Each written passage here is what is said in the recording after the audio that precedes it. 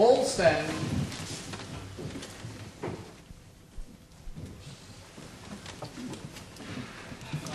May it please your lordship. Members of the jury, certain facts in this case are not in dispute.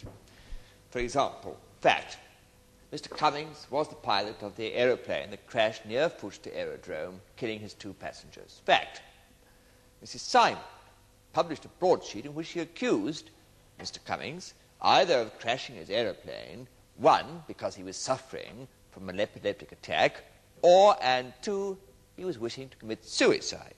Now, these are the facts. They are not in dispute. But let us look at a few more facts, which, in my opinion, lead to certain inevitable conclusions. For example, 2 witnesses, Mrs. Simon and Mr. Hammond, have said that Mr. Cummings was subject on occasions to certain strange, curious fits or turns. Now, these lasted only a few seconds. There is a type of epileptic seizure known as a petit mal absence. That is to say, a brief blank of consciousness. During this, a pilot would lose control of his aircraft, which is precisely what Mr. Cummings did. Another fact. We have heard that there was a fracture in the cabin heating system of the aircraft, which perhaps allowed some carbon monoxide to enter the cabin. But the question is, how much carbon monoxide? Enough to intoxicate the pilot? I think not. Otherwise, traces of carbon monoxide would have been found in the bodies of the 2 passengers. And another indisputable fact, no such traces were found. Now, Mrs. Simon has also described this crash as an attempted suicide. Does this interpretation fit the facts as we know them? Consider. Prior to the flight, Edward Cummings was in desperate financial straits, and the only solution to his problem was to approach his ex-partner, Louis Simon, to ask him for money to help finance the development of the property that Edward Cummings owned. The gravity of his situation was illustrated by the fact that he didn't even have planning permission to develop this property. Now, you have heard the taped radio message received in the control tower. Do you think it sounded as if Mr. Simon was interested in doing a deal? Put yourself in Mr. Cummings' position. You humble yourself before your ex-partner and approach him for money, and what does he do? He treats the whole thing as a jaunt. He turns up with the mistress he took from you and expects you to humble yourself once again in front of her. It's no wonder that Mr. Cummings said, "I've had enough. I can't go on any longer." Now I ask you, ladies and gentlemen of the jury, does that not sound like the words someone who was contemplating suicide might say? I submit to you that in the facts laid before you, on the balance of probability, what Mrs. Simon published on June the 4th was true and legitimate comment upon the matter of common interest. Thank you. May it please your lordship, members of the jury. My learned friend used the phrase the balance of probabilities. Now, probabilities, members of the jury, are not fantasies or wild conjectures. They are reasoned assumptions based on solid fact. My learned friend also made great play of facts. Facts that are not in dispute and facts that are in dispute. Well, I suggest to you, members of the jury, that if a fact is in dispute, then it can hardly be regarded as a fact at all. Now, let us look at some of these probabilities. 1. Did Mr. Cummings suffer from epileptic fits or seizures? Answer: there is no independent, concrete evidence to suggest that he did. Now, 2 witnesses who both gave graphic accounts of these alleged seizures both have their own individual reasons for hating Mr. Cummings and for wishing to see him brought down. Quite apart from her personal feelings, Mrs. Simon stands to lose a great deal of money if you find, as I believe you must, in favour of my client, Mr. Cummings. As for Mr. Hammond, he's a weak man who had a slut for a wife, whom he lost first to Mr. Cummings and then to Mr. Simon. Mr. Cummings is still alive, and with him at least, Mr. Hammond can settle the score. 2. Did Mr. Cummings have a motive for suicide?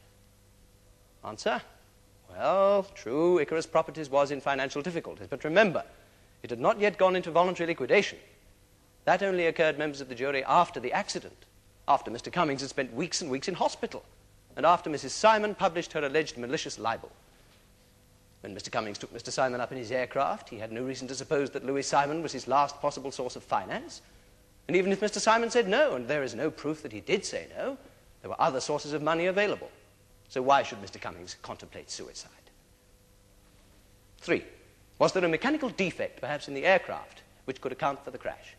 Answer, it is an indisputable fact that there was a fracture in the cabin heating system that would have pumped carbon monoxide gas into the cabin. Not necessarily enough to affect the 2 passengers, perhaps, but just sufficient to cause Mr. Cummings to lose control of the aircraft. Now, is not this, members of the jury, all wild fantasy and conjecture aside, the most likely and reasonable cause of the crash? I suggest to you that it is. And if so, then you must find for my client, Mr. Cummings. And in view of his shattered business career, I ask you for massive damages against the defendant, Mrs. Simon. Thank you. Members of the jury, my normal practice is to explain to you any legal issues or problems which may have arisen in the case you have just heard. But in fact, no such problems have arisen. The law is quite clear. On June the 4th, Mrs. Simon published certain opinions and accusations against the plaintiff, Edward Cummings. Now, her defense is based on what is called qualified privilege. That is to say, that the matters that constituted the alleged libel were true and a matter of fair comment on matters of common interest. Now, your duty is to decide on the balance of probabilities whether, in fact, Mrs. Simon did libel Mr. Cummings. Whether the matters contained in the broadsheet are true or false. Therefore, you will be asked 2 questions. 1, did Mr. Cummings suffer from an epileptic condition which caused him to crash his aeroplane? And, or 2, did Mr. Cummings contemplate suicide and deliberately crash his aeroplane? Now, if you find for the plaintiff, Edward Cummings, you will then have to assess what, in your opinion, is the correct amount of damages he should receive. Now, in this respect, you will remember that the broadsheets may have done considerable harm to Mr. Cummings' business career, causing his company Icarus Properties to go into voluntary liquidation. So you will have to decide to what extent the broadsheets contributed to the company's failure, and therefore how financially damaging the alleged libel was. Now, you have the details of Icarus Properties in the bundle of pleadings there. The jury will now please retire and consider your verdict. Members of the jury, will your foreman please stand? Just answer this question, yes or no. Have you reached verdicts on which you are all agreed? Yes. Do you find the plaintiff, Edward Cummings, was libelled by the defendant, Mrs. Erica Simon? Yes. Have you agreed on a sum for damages to be awarded to Mr. Cummings? Yes. And what is that sum? £11,000.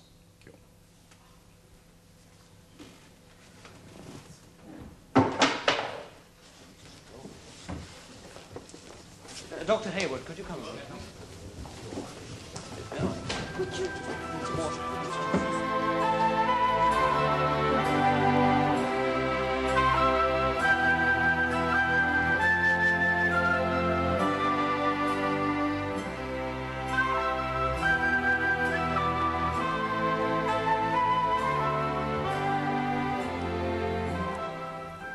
Next week, a chance for you to join another jury in assessing the facts when our cameras return to the Crown Court.